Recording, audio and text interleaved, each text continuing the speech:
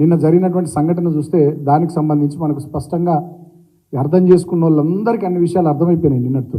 ఈ రేవంత్ రెడ్డి గారి గురువు మాజీ ముఖ్యమంత్రి చంద్రబాబు నాయుడు నిన్న గురు శిష్యుల భేటీ 2 గంటల పాటు జరిగింది. ఇక్కడ బేగంపేట ఎయిర్పోర్ట్లో ఇద్దరు గురు శిష్యులు సుమారు 2 గంటల పాటు కలిసి మాట్లాడుకున్నారు. దీంట్లో అన్ని విషయాలు మాట్లాడుకున్నారు.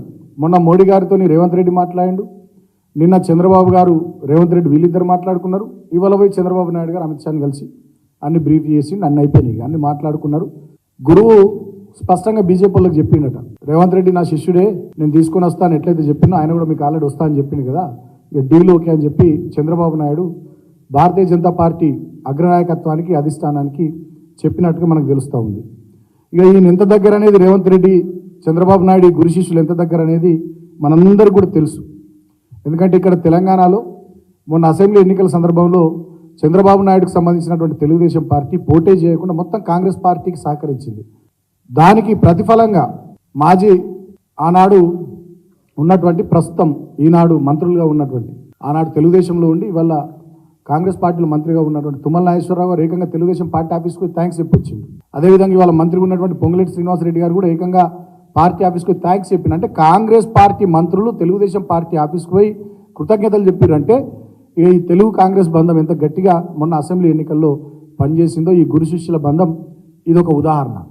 ఆ గురువు ఆజ్ఞ మేరకే గతంలో 2014లో మేము ప్రభుత్వంలోకి వచ్చిన తర్వాత తదనంతరం ఎమ్మెల్సీ ఎన్నికలు వస్తే మా ప్రభుత్వాన్ని పడగొట్టడానికి గురువు ఆదేశానుసారమే ఆనాడు ఈ రేవంత్ రెడ్డి మా స్టీఫెన్సన్ ఎమ్మెల్యే ఇంటికి నోట్ల కట్టలతో పోయి ఆనాడు మా ఎమ్మెల్యేలను కొనుగోలు చేసి తెలంగాణలో ప్రభుత్వాన్ని పడగొట్టాలనేటటువంటి కుట్ర కూడా చేసిండు.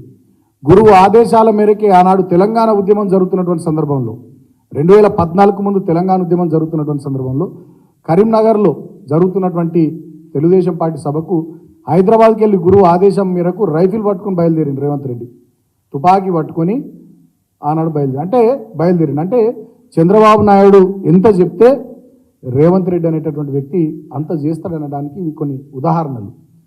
సో ఇవాళ ఈ గురు శిష్యుల బంధం బ్రహ్మాండంగా గట్టిగా భారతీయ జనతా పార్టీ కోసం కలిసికట్టుగా ఎన్నికలకు ముందు చంద్రబాబు నాయుడు పార్లమెంట్ ఎన్నికలకు ముందు, పార్లమెంట్ ఎన్నికల తర్వాత రేవంత్ రెడ్డి చేరడం అనేటటువంటిది ఆల్రెడీ జరిగిపోయింది. నేను తెలంగాణ ప్రజలకు కూడా విజ్ఞప్తి చేస్తూ ఉన్నా, మళ్ళొక్కసారి మిమ్మల్ని అందరినీ కూడా ఆలోచించమని కోరుతా ఉన్నా. ఇలాంటి చంద్రబాబు నాయుడు పాలనకు వ్యతిరేకంగా మనం ఆనాడు పోరాటం చేసి 2004 వరకు ఆనాడు మనం కష్టపడ్డామో ఆ ఇబ్బంది పడ్డ రోజులను ఒక్కసారి గుర్తు తెచ్చుకోమని కోరుతా ఉన్నా. సేమ్ ఇవాళ మళ్ళీ అవే రోజులు కనబడతా ఉన్నాయి.